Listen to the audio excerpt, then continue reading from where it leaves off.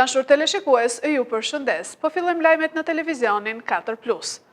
Rritja e çmimeve të inputeve bujqësore dhe karburanteve ka goditur rënd prodhuesin dhe konsumatorin në zonën e Lushnjës. Fermerët ankohen se kostoja e prodhimit rritet deri në 30%. Ngritja e çmimeve të inputeve bujqësore dhe karburanteve godet fermerët. Kultivuesit e ullirit po e vuajnë këtë fenomen pasi aktualisht janë duke kryer shërbimet bazë si plerimi dhe shërbimet e tjera.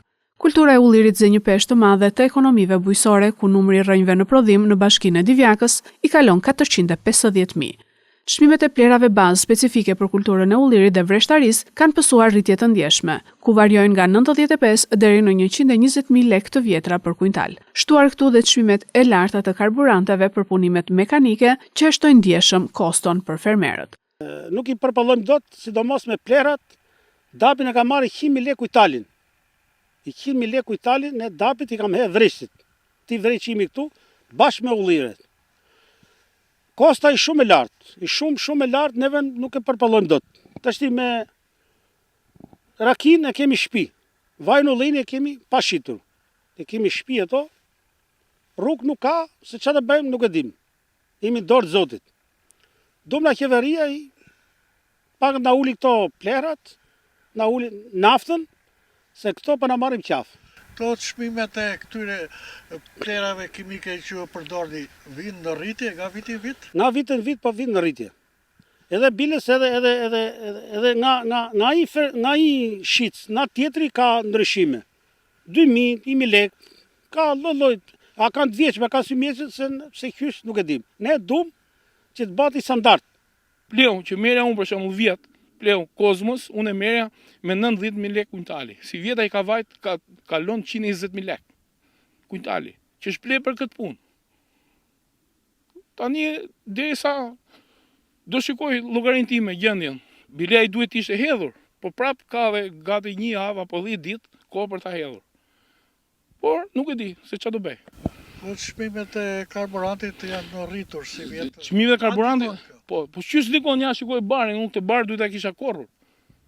Të bar, do benzinë. Me 2.000 lekë nuk ja vlen. Punëtor s'ka, gjë s'ka, unë i bëj vetë. Të gjitha gjërat. Në kushtet të mbijetesës, fermerët kërkojnë ndërhyrjen e shtetit me subvencione për të vazhduar punën në investimet e tyre familjare shumëvjeçare. Specialistët e bujqësisë, përveç të tjerave, rritjen e çmimeve të inputeve dhe karburanteve ja faturojnë rritjes së çmimit në bursën ndërkombëtare të plerave kimik. Aktualisht, çmimi fosforit ka pësuar 23% rritje, azotit 18% dhe potasit 8% krahasuar me një vit më parë. Një masndime nga ana e shtetit për fermerët mund të ishte heqja e TVSH-s për inputet bujqësore, mas e cila ndikon drejt për drejt në uljen e kostove të prodhimit për të gjitha kulturat bujqësore. Kryeministri Rama mblodhi në Durrës Asamblenë e Partisë Socialiste, ku rëndësiu dha zgjedhjeve në struktura, takimet me të rinjt dhe shtimi i antarësimeve. Kryeministri Edi Rama mblodhi në Durrës Asamblenë e Partisë Socialiste. E pranishme ishte edhe Belinda Balluku, përfshirë deputet dhe ministra të tjerë socialist. Në mbledhje, sekretari i përgjithshëm i Partisë Socialiste Blendi Klosi bëri një analizë të punës për zgjedhjet e 2025-s, ku vlerësoi fjerin si qarkun më të fortë dhe prezantoi detyrat e objektivat për organizatat socialiste në të gjithë vendin për zgjedhjet e ardhshme, ku Elisa Spiropali, Damian Gjiknuri dhe Duart Shalsi do punojnë në Tiranë, dhe gjithashtu vuri theksin të riorganizimi i brendshëm dhe zgjerimi i Partisë me të rinj. Mund të themi fort se Partia Socialiste ka fituar qartë, ka fituar gjerësisht dhe ka fituar në bazë reale territoriale. Por kjo fitore na detyron të mendojmë edhe më thellë dhe të punojmë edhe më shumë. Ky është rezultati politikave tona qeverisë dhe drejtimit të votit nga Edi Rama. Por nga pikpamja organizative, padyshim është e lidhur edhe me 3 produkte të elementeve tonë strukturore. Për tama jonë e qëndrueshme elektorale, zgjerimi e përgjithësisë ndaj opozitës dhe pesha e fortë e diasporës. Hapi i radhës për Partinë Socialiste është ta kthejë suksesin elektoral në forcë më të madhe organizative, në përputhje me statutin tonë të partisë. Pas zgjedhjeve parlamentare, vjen dhe momenti i zgjedhjeve në strukturat tona të vendore të partisë, me fokus të qartë te konsolidimi i organizatës sonë socialiste në çdo qendër votimi. Zgjerimi i antarësisë për zgjedhja më cilësore e drejtuesve vendor dhe ngritja dhe riorganizimi i strukturave partisë në terren, strukturave tona lokale dhe padyshim strukturave tona në diasporë. Kryeministri Edi Rama nga Asambleja e Partisë Socialiste foli për çmimin e karburanteve që është rritur dhe prandaj u vendos rikthimi i bordit të transparencës sipas tij. Kryeministri theksoi se nëse çmimi vazhdon të rritet dhe kalon vlerën e 220 lekëve, do të ketë ulje me 20% të akcizës së naftës. Për çdo ditë kur çmimi do të kërcejë mbi tavanin e 220 lekëve, do të ketë menjëherë një ulje me 20% të akcizës së naftës. Në radhë parë kemi në vëmendje pensionistët dhe nuk do të bëjmë asgjë që nuk do të shkojë për të siguruar ata për spaj. Këtu do ta dinë që të gjithë. Negociatat për antarësinë në Bashkimin Evropian nuk kanë ndalur për asnjë sekond. Tu thuhet njerëzve vërtet e thjesht që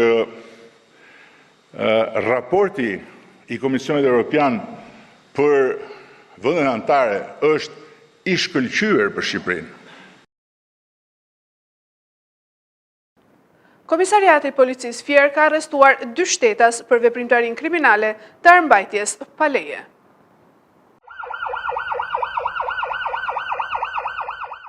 Posedonte armë zjarri në banesë, vihet në pranga një 52 vjeçar nga policia e Fierit.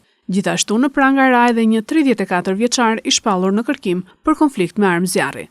Sipas njoftimit të policisë, specialistët për hetimin e krimeve të Komisariatit të Policisë Fier, bazuar në informacionet se një shtetas posedonte armë zjarri tip pistolet, organizuan punën për kapjen e tij. Si rezultat u arrestuan në flagrancë shtetasi DL, 52 vjeç, banues në Fier. Gjatë kontrollit në banesën e këtij shtetasi, shërbimet e policisë gjetën dhe sekuestruan në cilësinë e provës materiale një armë zjarri tip pistolet, një fishek armë zjarri, si dhe një palë pranga të ngjashme me ato të policisë. Gjithashtu nga këta specialist u bë arrestimi i shtetasit RC, 34 vjeç, banues në Fier. Gjykata e Fierit ka caktuar ndaj këtij shtetasi masën e sigurisë arrest me burg, pasi dyshohet se gjatë një konflikti të ndodhur, më datë 21/11/2025, ka qelluar në ajër me armë zjarri tip automatik. Materialet procedurale ju referuan prokurorisë së Fierit për veprime të mëtejshme. Vritet me armë zjarri një 30 vjeçar shqiptar në Itali. Arrestohet autori. Sipas mediave italiane, arsyeja mund të jetë një shtetase rumune. Një shtetas shqiptar është ekzekutuar me armë zjarri mbrëmjen e së premtes në Arezzo të Italisë. Sipas mediave italiane, viktima është identifikuar si Gjergj Përgegaj, 30 vjeç, i cili humbi jetën pas disa të shtënave me armë zjarri pranë zonës Bivio di Olmo, në jug të qytetit. Gjergj Përgegaj u qellua me 4 plumba, njëri prej të cilëve e preku në qafë dhe rezultoi goditje fatale për të. Sipas informacioneve paraprake nga policia, krimi ndodhi pak para mesnatës, pranë një bari dhe një restoranti, pas një konflikti që dyshohet se kishte nisur brenda lokalit. Mediat italiane tregojnë se vrasja ndodhi për shkak të një gruaje me shtetësi rumune, e cila ishte ishe dashura e viktimës dhe bashkëjetuesja aktuale e autorit rreth 35 vjeç. Ky i fundit kishte konstatuar se partnerja e tij po bisedonte me Gjergj Përgegajn, ku sipasoj kishte nxjerrë armën dhe kishte qelluar disa herë në drejtim të shqiptarit. I riu plagos rënd, ndërsa autori u largua menjëherë nga vendi i ngjarjes me një automjet, duke tentuar t'i shpëtoj policisë, por u kap pak orë pas ngjarjes dhe u shoqëruan në polici për t'u marrë në pyetje. Menjëherë pas të shtënave u njoftuan shërbimet e emergjencës dhe forcat e rendit. Në vendngjarje mbërritën ambulanca, policia dhe karabinierët, por pavarësisht përpjekjeve të mjekëve, 30 vjeçari nuk mundi të mbijetojë. Agjencia Ndërkombëtare e Energjisë për krizën e naftës ka bërë thirrje që të ulet konsumi, të kufizohet shpejtësia në autostrada. Agjencia Ndërkombëtare e Energjisë ka bërë thirrje për masa të menjëhershme për të ulur përdorimin e karburantëve pas krizës së shkaktuar nga konflikti në Iran. Sipas saj, transporti përbën rreth 45% të konsumit global të naftës e për këtë arsye fokusi në këtë sektor mund të ketë ndikim të shpejtë.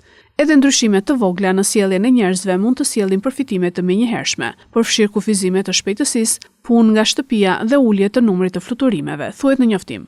Përdorimi më i madh të transportit publik gjithashtu mund të ulë ndjeshëm konsumin e karburantit, sipas Agjencisë Ndërkombëtare të Energjisë, që nënvizon po kështu se edhe kufizimi i shpejtësisë në autostrada do të reduktonte përdorimin e karburantit, ndërsa sugjeron për më shumë punë nga shtëpia e më pak fluturime. Kufizimet e qarkullimit të makinave në qytete si alternimi i targave çift dhe tek mund të ndihmojnë gjithashtu duke lehtësuar trafikun dhe mbingarkesën. Agjencia rekomandon masa të drejtuara dhe efikase dhe jo subvencione të gjëra shtetërore, të cilat sipas përvojave të mëparshme nuk janë gjithmonë efikase gjatë krizave. Sipas Agjencisë Ndërkombëtare të Energjisë, disa vende anëtare kanë filluar të përdorin rezervat e tyre strategjike të naftës.